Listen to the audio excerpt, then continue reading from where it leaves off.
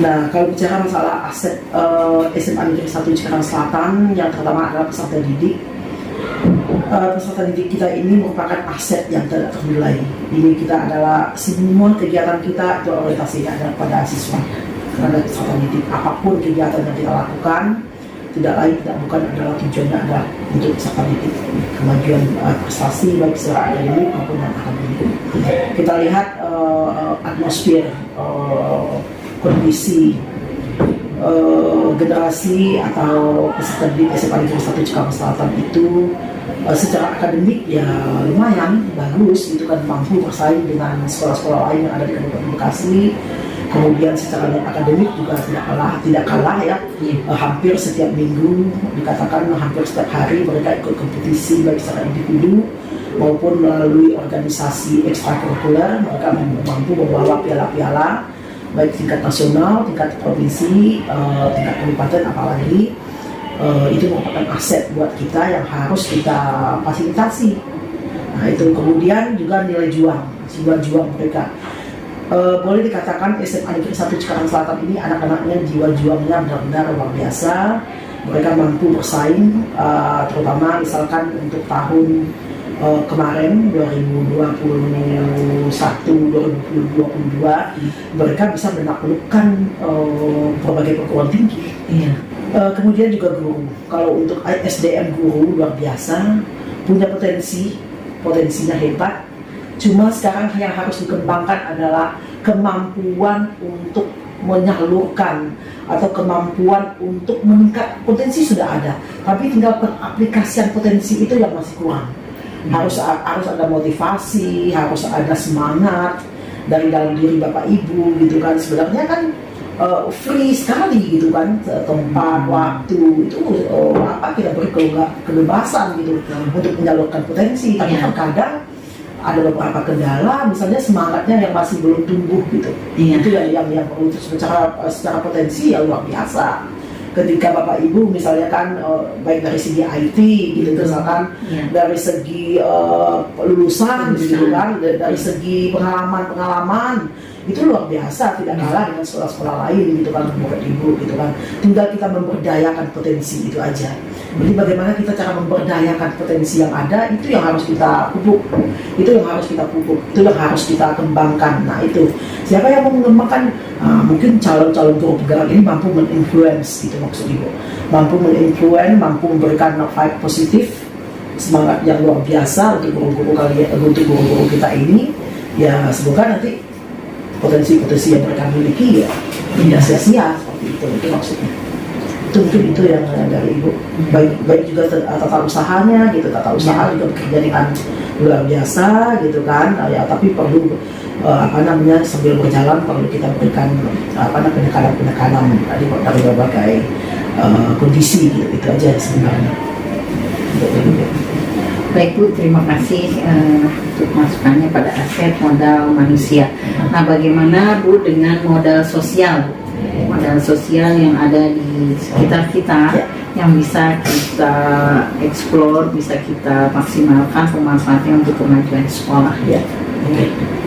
Oke, dari segi sosial, kita cukup SDM-nya cukup di bidang sosial itu cukup berempati. Rasa simpati, rasa empati, rasa kepedulian, rasa kekeluargaan itu sudah ada. Tinggal kita, semuanya sudah ada. Kita sudah punya modal sebenarnya. Sudah punya modal. Tinggal kita mempoles semuanya. Rasa empati ya cukup berempati kita.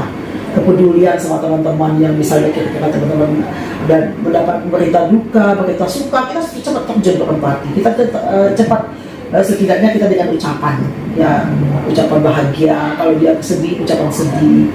Begitu juga dengan kejadian-kejadian yang ada di sekitar lingkungan kita juga ikut berpartisipasi, berempati dan bersimpati.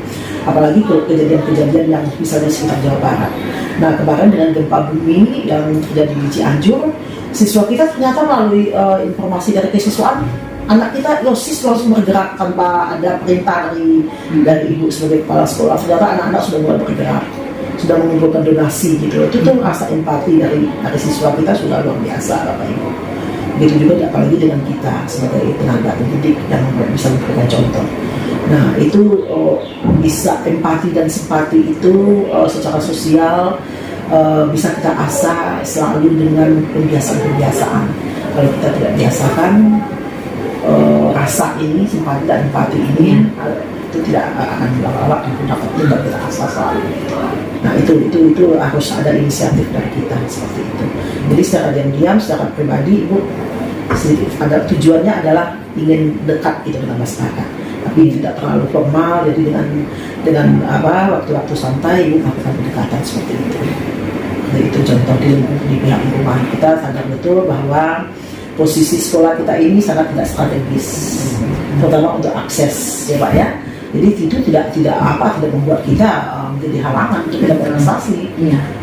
Di pelosok jauh sana aja di pelosok Indonesia muncul prestasi itu, apalagi kita di pusat kota, itu tidak menjadi halangan. Semangat muncul modalnya adalah semangat. Semua permasalahan itu bisa kita atasi. Itu aja. Oke, tadi itu luar biasa tuh. Kita belum ditanya sudah. Nah, secara umum karena posisi sekolah kita ini terletak di kawasan industri ya Pak ya. Kawasan industri yang terkenal di Indonesia ini adalah Lipo Cikarang. Ini kawasan industri yang internasional sudah tahu gitu kan. Nah, kita sedikit agak mendapatkan influence yang menguntungkan gitu kan, yang menguntungkan buat kita. Kita banyak melakukan CSR dengan beberapa perusahaan industri dan sudah memberikan bantuan-bantuan kepada kita dalam rangka meningkatkan sekolah adiwiyata kemarin. Itu sangat direspon sekali, sangat didukung sekali oleh beberapa perusahaan CSR yang ada di sekolah kita. Tanpa dukungan beliau mungkin kita tidak menang adiwiyata tingkat nasional. Itu salah satu adalah pengaruh industri yang ada di sekitar kita, support sistemnya seperti itu. Nah itu kenapa bisa kita menjalin?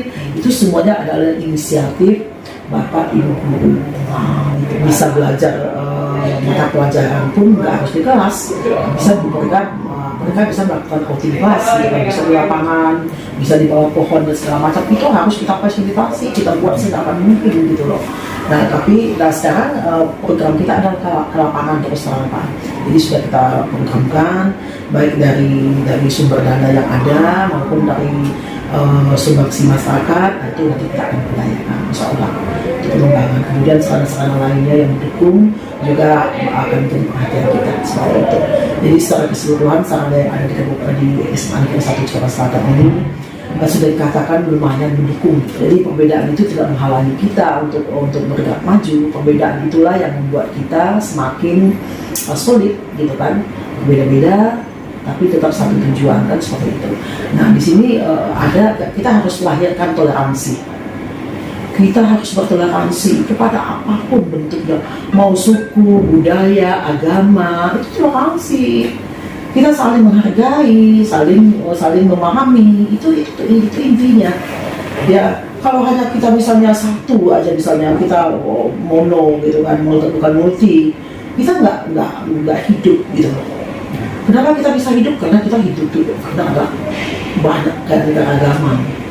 Karena anak-anak kita ini adalah sudah memasuki usia pemilih pemula, mereka memiliki hak untuk menyalurkan hak politiknya, gitu ya Pak Lulu ya, menyalurkan hak politiknya untuk menjadi pemilih pemula, misalnya di pemilihan presiden atau pemilihan gubernur dan sebagainya ya. Kita berhak untuk memberikan fasilitas seperti itu ke anak-anak sudah memiliki usia dan memasuki usia pemilih pemula tadi. Jadi kita jangan batasi hak pilih, hak politik mereka gitu. Kita berikan kebebasan dengan sesuai dengan aturan yang ada gitu kan. Nah berkaitan dengan kalau seandainya kita bisa memfasilitasi anak kita untuk jadi pemilih pemula, kemudian apa sih yang bisa diberikan oleh pemerintah pada kita kan, itu maksudnya ya mungkin ya setidaknya dengan adanya suara yang kita berikan misalkan ya setidaknya perhatian pemerintah ya melirik gitu kan. SMA Negeri 1 Jakarta Selatan sudah memiliki usia pemilih pemula itu sekian gitu kan, akan mempengaruhi nanti jumlah suara yang mereka peroleh gitu. Mereka setidaknya mungkin para pejabat-pejabat petinggi-petinggi, karena ini adalah lembaga pendidikan yang perlu mereka support ya, mereka bantu, mereka harus berikan perhatian, ya setidaknya harapan kita ya mereka memberikan perhatian lah. Perhatian itu kan tidak saja dalam bentuk materi ya, jadi secara fisik atau secara penghargaan, misal dia memberikan penghargaan secara prestasi yang kita sudah peroleh, itu juga merupakan sebuah perhatian dari pemerintah seperti itu. Tentu kebutuhan kita itu banyak di luar yang sudah kita rencanakan gitu kan. Nah, kalau untuk membantu kegiatan ini tetap berjalan, kemarin Pak Gubernur sudah mengeluarkan pergub bahwa sekolah itu tidak hanya tanggung jawab pemerintah tapi juga tanggung jawab masyarakat, sehingga Pak Gubernur sudah memberikan payung hukum kepada kita untuk bisa menggalang dana dari masyarakat yang sifatnya adalah sumbangan sukarela. Sumbangan sukarela itu tidak terbatas waktu dan tidak terbatas jumlah.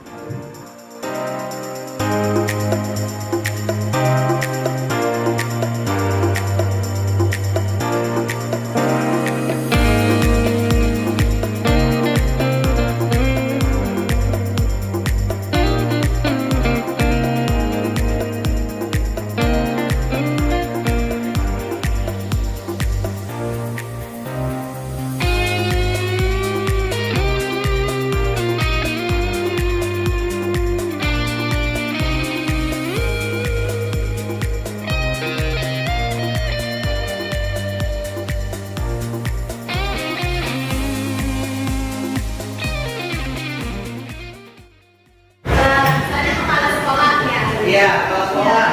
Kepala sekolah kooperatif dalam penyelenggaraan kegiatan positif di sekolah. Nah, kepala sekolah berarti kepala sekolah kita kooperatifnya Bu ya? Ya, Oke. kepala sekolah terbuka akan ide dan gagasan baru. Oh, masa kooperatif juga terbuka ya? Ya. Kemudian kepala sekolah berorientasi pada kebutuhan siswa. Oke, berorientasi pada kebutuhan siswa.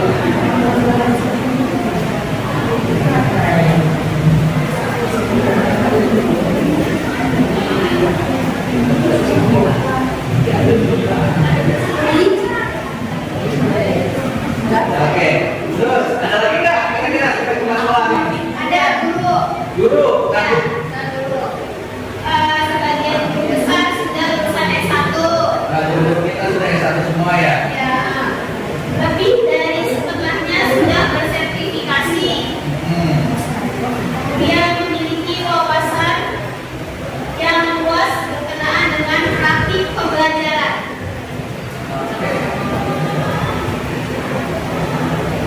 Terus kalau yang ibu lihat, kira-kira berikannya ya?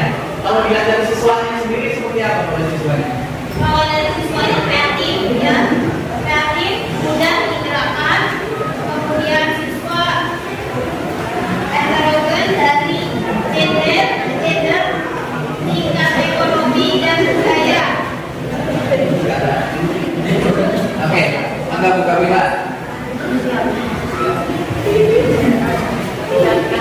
Kalau modal fisik di sekolah kita ada lab Pak, terus ada lapangan, terus yang sebenarnya yang utama pasti ada kelas yang tersedia sesuai dengan jumlah rombongan belajar. Terus habis itu ada ruang terbuka juga untuk dimanfaatkan. Terus habis itu ada ruang potensial juga. Ada yang bisa menambahkan nggak kira-kira? Jawab mana begini? Di sekolah kita kan sekolah yang berdekatan dengan pemukiman penduduk dan industri. Ada bagaimana tuh? Bu? Nambahin ya, sebenarnya kita alam kita dekat sama apa? Bukan bukan kuburan itu. Taman Pilar sebenarnya mah. Kalau kita mau bekerja sama kampung jamu, sebenarnya kalau bicara ruang biologi harus sama bisa diberdayakan ke situ. Gitu. Benar nggak? Jadi bisa lagi ya bawa anak-anak ke sana kan bisa jadi aset itu. Orang keuangan atau orang keuangan? Nah, begini benar. Kalau menurut saya mungkin di sekolah kita karena sekolah negeri kita nggak dapat bantuan bos dari pemerintah ya. Kemudian juga ada BPD. Nah selain itu juga kita ada beberapa kerjasama atau mungkin dapat bantuan sumbangan dari pihak orang tua murid begitu. Dan juga CSA dari perusahaan-perusahaan atau masyarakat sekitar yang memberikan bantuan pendidikan di sekolah kita ini seperti itu, dari finansial. Jadi banyak ya Bu ya semua. Ya. Jadi nggak harus dari mengandalkan bos atau BPD yang dari pemerintah, tapi kita juga bisa kerjasama dengan pihak-pihak lain. Salah satunya yaitu CSA dari perusahaan-perusahaan atau dari lingkungan masyarakat sekitar seperti itu. ada yang menanggapi yang lain? Ya, jadi cukup ya. Jadi berarti benar ya Pak Bu. Iya Pak, berkaitan dengan tadi yang modal lingkungan dan alam, kan sekolah kita di lingkungan yang padat penduduk dan dekat dengan daerah industri, jadi modal finansial juga bisa dari CSR dari industri tersebut. Ya, kalau tidak sama seperti yang sudah pernah dilakukan di sekolah kita, adanya kerjasama dengan pihak puskesmas, ada tablet tambah darah, kemudian dengan kepolisian untuk isi kegiatan di luar atau di Surabaya, terus dengan Dishub yang paling dengan Dishub, kemudian ada dengan wali murid itu yang paling sering itu dengan wali murid terutama di bidang komunitas sekolah. Mungkin ada teman-teman yang bisa mengenai. Ya, mungkin mana? Bisa juga dari perwakilan sekolah muda ya, menggunakan agama yang dari dulu. Jadi dia bisa melaksanakan tugasnya dengan hal yang baik ya. Kemudian kalau kita juga sudah melaksanakan beberapa kegiatan seperti sauna, sholawat dan sauna, kemudian kita melaksanakan buka puasa bersama, bulan Ramadan, kemudian juga bisa kegiatan hari Jumat juga kalau Jumat jamaah atau juga di bagian dunia ada yang seperti hari Jumat. Terima kasih. Oke Ibu, kira-kira modal sosial kita seperti apa?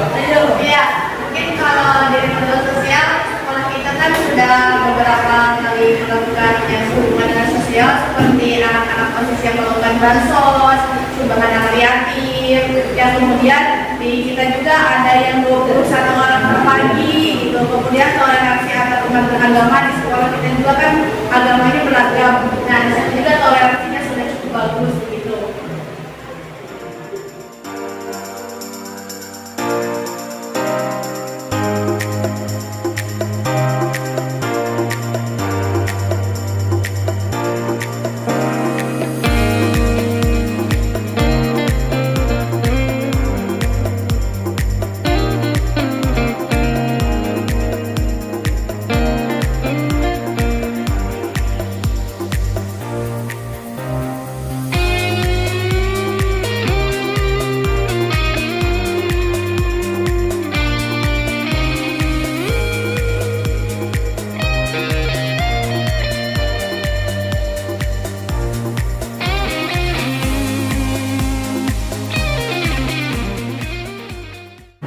Berbicara aset bangsa yang paling utama khusus SMA Negeri 1 adalah SDM. Apa SDM? Sumber daya manusia. Inilah orang-orang anak didik yang kelas 10, kelas 11, kelas nanti yang akan menggantikan kita ini 5-10 tahun yang akan datang. Itu aset itu harus dimanajemen dengan baik. Ini kalau menurut kami dari selaku orang tua murid, bagaimana caranya? Karena apapun yang Anda untuk mengelola manajemen sumber daya manusia yang baik harus tahu caranya dulu. SDM dulu, Iya. memang ya itu salah satu faktor yang sangat penting untuk kemajuan sekolah ya SDM. Sebenarnya bagi 3 SDM yang terlibat di dalam sekolah itu ada guru, ada siswa, ada orang tua. Gitu kan. Kelebihan yang dimiliki oleh guru, sekarang kan guru udah sarjana semua, S1 semua. dan linear sesuai dengan jurusannya, maka di situ akan maksimal. Ya, nah itu harus dimanfaatkan. Betul. Kemudian yang keduanya SDM, ya siswanya sendiri. Ya, kita ini untuk sekolah kita, ya, kalau dilihat dari pengalaman juga, ya siswa-siswa kita juga, mungkin kita kan udah berapa tuh? Dari 2000 tahun ya, 20 tahun. 21 tahun. Ya, udah sangat-sangat berpengalaman gitu. Kemudian inputnya juga, karena kita di lingkungan kota, ya SDM dari siswa kita juga cukup potensial. Alhamdulillah. Itu makanya itu yang sangat mendukung kemajuan sekolah. Kemudian berikutnya dari orang tua tadi, kita kan di lingkungan industri, rata-rata ekonomi dibandingkan dengan sekolah-sekolah yang lain, masyarakat lain, kita punya kemampuan ekonomi orang tua itu lebih tinggi dibandingkan sekolah-sekolah lain. Gitu. Nah kalau kita bisa mengelola itu semua, ya saya yakin sekolah kita pasti akan terus meningkat. Dari aset sosial yang menurut saya, karena kita ini kan lingkungan kita udah kota, Iya. komunikasi lebih mudah. Iya. Gitu. Kemudian namanya lingkungan kota, orang tua lebih mengerti. Itu lingkungan. Betul. Ya, maka yang mari kita maksimalkan itu. Ya, dari ekonominya, dari pendidikannya, dan dari pengetahuannya.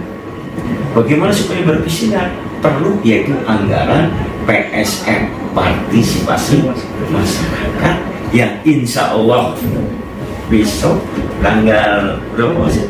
19 ya akan dilaksanakan. Tapi kalau kami memandang SMA 1 ini harus punya visioner ke depan, sekolahnya layak, baik itu dari segi internetnya harus betul, buat jangan remote muter aja. Karena kita punya kelebihan, fisik kita bisa dibangun ke atas. Iya, Gitu. iya.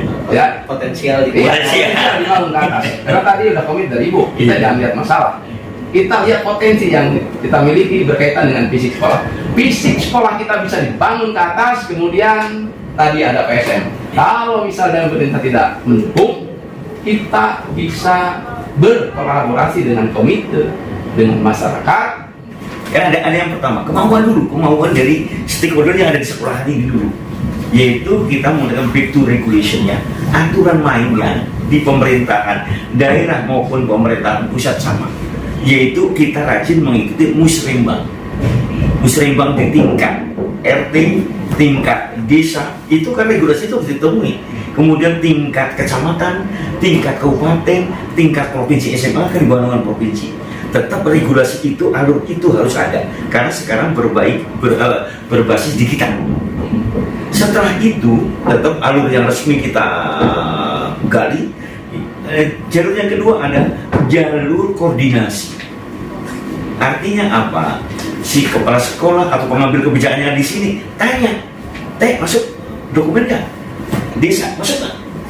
Semuanya berbasis online itu sekarang, Pak Masin. Di kecamatan, kabupaten, coba di sana di kabupaten biasanya Pak Mas, mengapa ini? Contoh kecil mau SMP Negeri 1 Cikarang Selatan, yang tadinya yang mungkin Pak masih tahu seperti apa kok bisa seperti ini, karena tadi ada kemauan dari kepala sekolahnya, ada koordinasinya, langsung saya ketemu bupatinya, langsung ketemu dengan ketua dewannya langsung, karena dewannya adalah alumni SMP Negeri 1 Cikarang Selatan, langsung.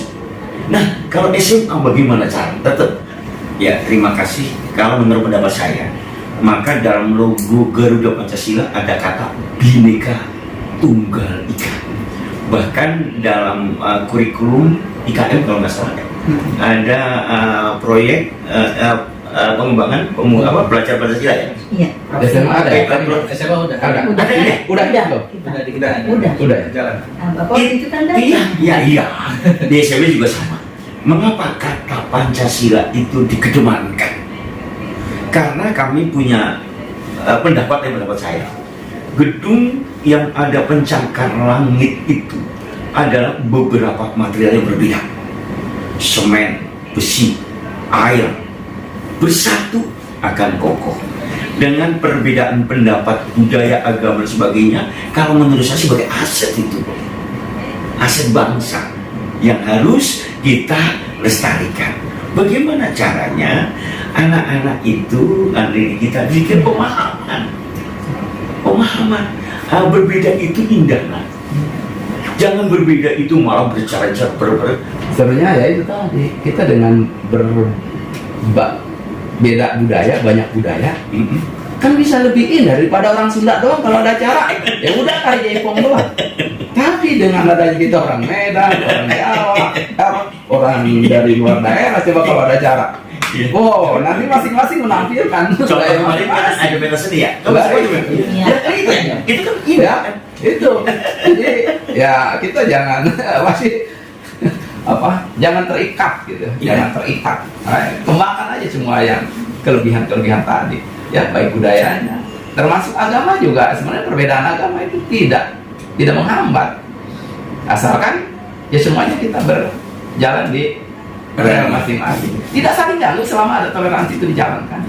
Gitu. Yang saling ganggu itu tidak menjalankan toleransi. betul, benar-benar bisa sendiri ya. Paling benar ya. Jadi dia memaksakan keyakinan dia terhadap orang lain, itu yang jadi masalah. Padahal kita udah punya keyakinan kita kan. Iya. Ya, kita jangan memaksakan ke orang lain. Dan orang lain juga sama, berarti seperti kita tidak memaksakan ke kita. Jadi kita secara secara masing-masing aja tidak akan berbenturan. Terima kasih Bapak-Bapak semua. Barakallahu fikum. Semoga apa yang kita sama-sama inginkan untuk kemajuan sekolah ini bisa terlaksana ya Pak ya. Amin. Itu saja kita tutup dengan wabillahi taufiq wal hidayah. Assalamualaikum warahmatullahi wabarakatuh. Waalaikumsalam. Selamat Pak Lulu, Pak Sigi.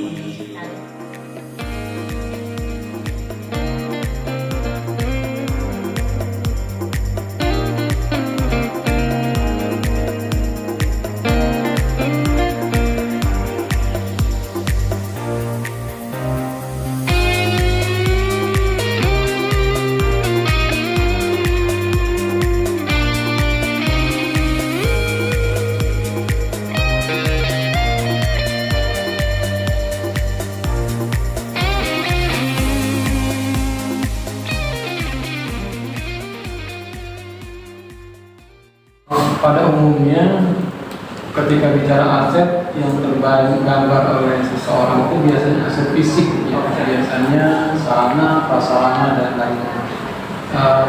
Sebenarnya itu adalah hal yang mungkin menurut saya itu pengaruhnya tidak sepengaruh yang aset lainnya seperti sumber daya manusia. Kenapa? Karena memang aset sumber daya manusia itu bisa menjadikan seseorang atau mungkin suatu instansi atau lembaga itu bisa lebih bergerak lagi ketika diolah dan dikelola secara baik. Misalnya memanfaatkan potensi-potensi yang dimiliki oleh guru dan tenaga pendidikan untuk menggerakkan sekolah, walaupun aset atau mungkin katakanlah sarana-prasarana yang sangat terbatas. Nah, itu yang saya temukan ketika waktu memiliki ketika awal menjadi guru. Dulu dengan menggunakan potensi yang ada, tapi dengan kemauan yang sangat tinggi, dorongan yang sangat kuat, sekolah itu bisa berprestasi. Dan faktor lain mungkin ya tadi ketika secara politis bahwa di sekolah memang itu dibutuhkan kaitan dengan hubungan yang memang dalam kaitan karir dan sebagainya juga itu juga diperhatikan. Kenapa? Karena aspek-aspek karir di sekolah juga kadang menimbulkan kecemburuan, kegoncangan di antara hubungan satu sama lainnya. Nah, ketika seseorang atau mungkin kepala sekolah tidak memperhatikan itu juga menjadi dimensi yang berpengaruh terhadap tujuan atau visi misi yang ditanamkan oleh kepala sekolah. Oleh karena itu tentunya dalam membina karir kepala sekolah juga harus mampu memberdayakan bagi mereka yang punya potensi mungkin kaitan dengan cerdas, the right man and the right place barangkali juga bertanamkan agar tidak menimbulkan kecemburuan dan goncangan karir di sekolah itu. Sehingga memang dia pantas untuk naik menjabat, memang juga kaitan dengan kita yang masih banyak belajar juga. Saya rasa ketika banyak alumni-alumni sebuah sekolah misalkan sudah menunjukkan prestasi yang baik, prestasi tanda kutip ya, prestasi yang baik itu artinya memang mereka berguna di masyarakat, itu bagus dan sangat bagus. Tapi belum tentu ketika alumni itu menjadi sosok figur yang mungkin katakanlah terjun di dunia politik, juga belum tentu dia adalah bagi kebanggaan bagi masyarakat, belum tentu. Tapi memang ya itu paling tidak minimal keberhasilan dari sisi jabatan mungkin oke. Kita ambil contoh banyak kok pejabat-pejabat yang sekarang sudah menyimpang dari koridor yang terjadi. Tetapi itu kita abaikan. Nah sekarang pertanyaannya, apakah atau bagaimana sikap kita terhadap alumni atau mungkin daerah masyarakat yang bersinggungan dengan kita yang memang mereka punya akses tertentu terhadap dunia politik, atau dia sendiri memang yang punya peran di dalam dunia politik. Ketika kita minta bantuan, maka ada faktor X-nya sebagai pengikutnya gitu, sebagai dampaknya. Ya sebaiknya kita sekolah itu jangan diarahkan untuk dalam dunia praktis sebagai contoh. Kalau mereka memberikan sesuatu pada kita, itu kita dengan berkata-kata, gitu. Tidak artinya silakan Bapak dan Ibu memberikan sesuatu buat kami, tapi ya kami adalah sekolah, kami adalah lembaga institusi pembelajaran yang sifatnya anak-anak butuh bimbingan, untuk didikan kepada politik apa yang baik. Arahkan seperti politik yang baik itu politik yang artinya tidak boleh menekan seseorang untuk digiring kepada satu partai atau satu kelompok. Seperti itu. Kalau mereka menyumbang itu dengan ikhlas, dengan keikhlasan, saya rasa ya no problem kita terima dengan ikhlas pula. Tapi kalau misalkan mereka menyumbang ada implikasinya, ada dampaknya, ada faktor pengikutnya, jangan, karena itu akan menciderai anak-anak yang memang baru tahap menjadi pemilih serupa. Al-jannatu tahta aqdamil ummahat itu pastilah bahwa surga itu ada telapak kaki. Bagi kita muslim itu memang harus digaungkan kepada umat Islam, sekalipun di situ ada orang lain. Tapi pertanyaannya, apakah yang kita ajarkan itu juga bertentangan dengan ajaran dan tidak tentunya. Dan memang nilai-nilai keagamaan itu harus memang benar kita tanamkan pada anak. Di samping bukan berarti kita harus indikan kepada anak-anak kita yang lain, tapi juga kita perlu mempelajari kitab-kitab lain. Dalam artian ini, apakah ajaran-ajaran ketika materi kita bersinggungan dengan misalnya sikap toleransi atau mungkin segala, dan itu tidak bertentangan dengan ajaran lain, itu juga harus kita pelajari. Kenapa? Karena memang karena siswa kita itu berdiferensial, ya, anak kita yang berbeda-beda dengan agama, latar belakang dan sebagainya, itu juga perlu kita jaga perasaan mereka gitu. Yang jadi masalah kadang-kadang kan kita bicaranya sepihak saja gitu. Misalkan ketika kita bicara agama Islam saja, tidak pernah menyinggung agama lain seperti itu. Harusnya kita ketika bicara keadilan menurut Islam, keadilan menurut Kristen, keadilan menurut Hindu dan Buddha, mungkin kaitannya dengan itu. Jadi saya rasanya kalau kita menyampaikan itu harus bijak, hati-hati dalam berkata, jangan sampai menyinggung perasaannya. Apalagi kalau anak itu kan sebenarnya hatinya itu sebenarnya nggak mungkin dia mencederai guru dengan maksud tertentu. Tapi kalau dia ingin tahu apa yang dilakukan oleh guru, wajar. Atau kalau dia bertanya mungkin ada sesuatu yang mengganjal perasaannya, juga wajar. Itu masih guru. Makanya jangan harus hati-hati berkata dan harus bijak dalam menentukan sikap terhadap anak kita.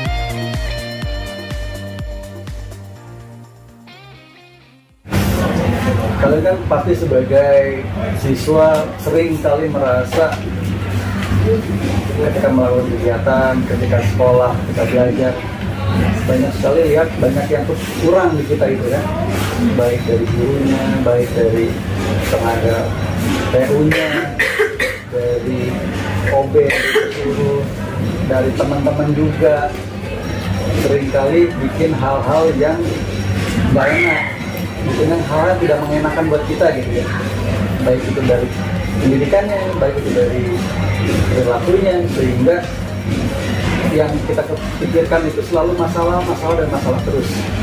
Padahal ada loh cara lain ketika kita melihat sesuatu itu, kita bisa melihat itu secara positif. Bagaimana sih caranya untuk melihat sesuatu itu menjadi positif? Caranya adalah dengan menginventarisir. Kita cari, kita gali apa saja sih di sekolah kita yang kira-kira bisa, ini sebenarnya kekuatan loh, cuma kita aja belum pernah korek-korek, belum pernah gali, belum pernah cari informasi bisa atau tidak.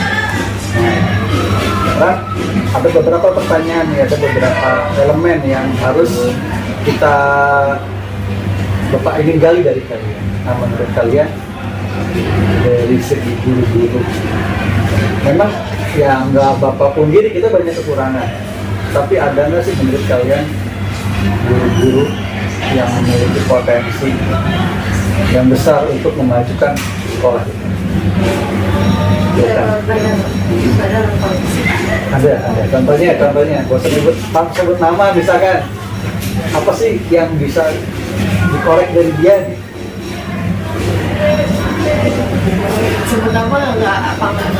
Ya nggak sebut nama silakan, nggak juga nggak apa-apa.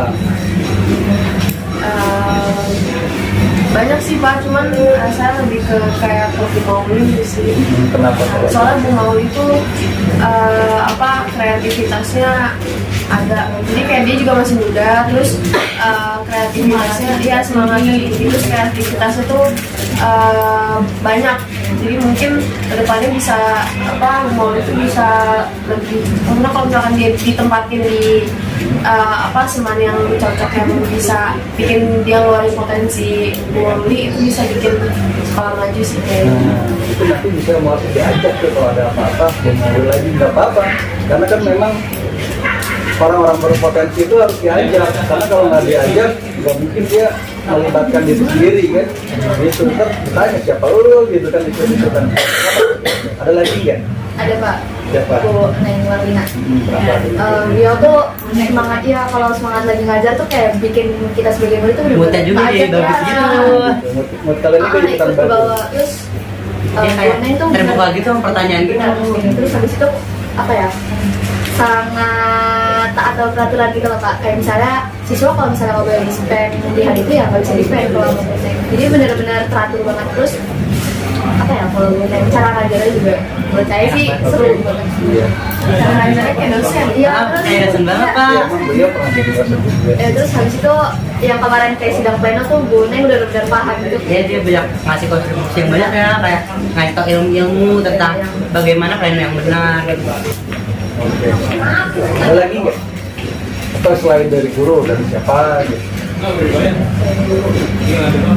Iya. Guru BK, Bu Ervina. Iya, kenapa? Bu Ervina kataku dia punya semangat yang gede gitu buat ngajar, walaupun dia sakit, walaupun anaknya lagi sakit, dia tetap mau ngajar gitu. Terus dia selalu kalau ngasih materi tuh kayak langsung aja gitu Pak, nggak pernah telat gitu. Terus dia juga kayak open banget sama murid-muridnya, dia kayak welcome banget, kayak bahkan saya pernah konsultasi, kayak dia open banget sama konsultasi saya, dia kayak materi saya baik banget gitu, sama teman-teman saya juga ngerasa kayak gitu, dikasih solusi dari masalah yang terjadi gitu, nggak kayak apa sih kayak dicuekin aja, tapi dia ngasih solusi gitu Pak. Iya. Soalnya sama kayak si Bu Mauli, soalnya Bu Mauli kreativitasnya tinggi banget juga, kayak ide-ide beliau kayak out of the box, jadi kayak yang nggak kita pikirin tuh beliau mikirin, jadi kayak oh iya juga ya ada cara kayak gini loh, jadi kayak buat kita mikir lagi juga gitu loh. Dia juga humble banget gitu ngasih, humble banget ya, humble banget. Ya kan memang beliau juga dulu OSIS juga kan. Dia juga ngasih kontribusi yang banyak banget pas lagi menuju adiwiyata nasional pas liburan semester 2 kemarin. Harusnya liburan 3 minggu, dia ikut di sekolah, dia di sekolah bantu-bantu sampai maghrib selama 3 minggu, bantuin anak saya buat menuju adiwata nasional. Dia banyak bantu gitu kan, nyuruh ini nyuruh itu, dia juga ngetik-ngetik. Betul tadi peluang buat kalian bahwa misalnya kalau OSIS lagi butuh potensi-potensi yang tidak kalian tahu, bisa tetap muncul kan. Oh, Bu Mauli ini bisa kita tarik, misalkan di bagian apa, atau ya paling enggak konsultasi gitu. Nanti yang misalkan seksi acara konsultasi dengan Bu Mauli, atau nanti kalau ada mau perlombaan yang butuh teknis yang ribet, mungkin bisa kasih Misalnya dari Mading sih Kak, misalnya setiap bulan dari berbagai agama atau suku bisa menceritakan perbedaan-perbedaan itu, terus kan ditempelin di Mading satu-satu, kayaknya kan bakal bikin Madingnya jadi menarik gitu Kak. Misalnya yang dari suku Jawa nyeritain suku Jawa itu gimana, nah terus misalnya atau bisa dibikin perguruan juga gitu Kak, bulan Januari suku ini atau agama ini, kan bulan ini biar jadi satu warga Juwakara tuh tahu tentang perbedaan-perbedaan yang jadi warga Juwakara itu sendiri. Nah, itu Mading itu dari tahun jebot ya. Jadi bapak pertama ngajarin itu orang nanya Mading mana, nanti Pak dibikin Mading mana. Enggak Pak, sebenarnya tuh udah dibikin sama saya juga, tapi emang lokasinya aja yang terpencil itu di depan KS. depan KS. Itu nggak ada yang lihat kecuali yang mau operasi itu kan. Padahal setiap bulan temanya udah menarik Kalau banget. itu ada ternyata Mading. Ada Pak, makanya Bapak malah bisa kalau melihat kaca itu sebagai spion. Kalau dari ruang guru tinggal buka pintu, Bapak lihat ke Mading, itu nanti masuk ke pintu koperasi. Ya kenapa nggak Nggak Mading? ada operasinya. Ini juga lagi pengajuan buat pindah Mading ke depan perpus itu. Iya, saya juga mau bisa kelihatan. biar lebih kelihatan sama masyarakat gitu loh. Soalnya kecil banget. Iya, nah iya benar benar. Olahraga sih Pak. Kenapa olahraga? Kan misalnya ke kantin, dan kelas di depan ke kantin muter-muter. Muter-muter. Muter dulu Pak. Terus selain olahraga? Bisa lebih banyak kenal orang nggak sih? Enggak, tempat yang Tempat kayak kreasinya gitu lebih banyak gitu, soalnya Oh, jadi- kan banyak sekat-sekatnya Iya, gitu. iya. Jadi lebih banyak lebih yang bisa banyak dicari. space yang buat dimanfaatin. Daripada cuma kotak doang kan barangnya. Iya. Oke, jadi bagus sih. Itu ada. Itu masih Ada. kosong tuh bagus gitu doang. Oke, nanti Oke, di sini juga harusnya bisa nih yang tembok ini. Iya, tembok ini. Nah, dulu kan juga kita kesulitan nih ketika dulu belum ada jaring yang depan musola itu, yang buat spanduk, kita masih bingung nih kalau mau nyimpan spanduk di mana gitu. Sekarang ada di situ kan masih bisa juga sih space ini space kosong. Terus di belakang kosong yang melihat, iya buat spanduk-spanduk yang depan musola itu kan dulu belum ada. Lalu di situ tempelnya. Ya, ada juga yang kata di depan sebelah MIPA 2 itu kan ada kayak hiasan gitu ya. Harusnya bukan di situ, soalnya nggak kelihatan cuma buat kelas itu doang. Harusnya di sini hiasnya apa sih di tembok sini. Ini ya. Nggak kelihatan, kalau dari situ nggak kelihatan yang kata di nama anak tadi itu loh. Iya. Tempatnya di situ. Di mana Tapi sih? dia kalau Di depan ini Pak. MIPA Mau 2 pas mau ke kantin yang pas mau kantin itu loh. Suka kehalangan juga kan itu. Di temboknya aula. Iya.